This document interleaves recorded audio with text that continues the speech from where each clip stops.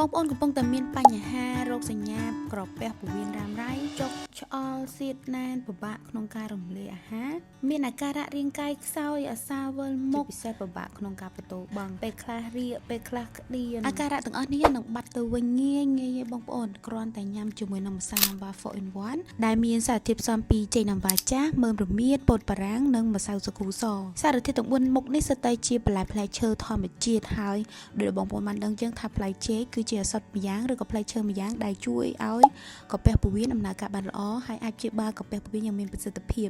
ហើយពោតបារាំងនិងសាគូសគឺយើងជួយទៅសម្រួលដល់កាពះពោះវៀន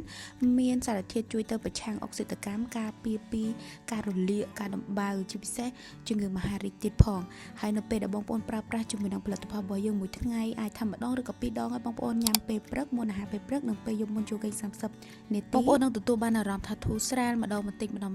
ហើយបើសិនជាបងប្អូនចង់ជាវយកទៅប្រើប្រាស់កុំភ្លេចឆែកចូលមកកាន់ page ដើម្បីទទួលបានតម្លៃពិសេស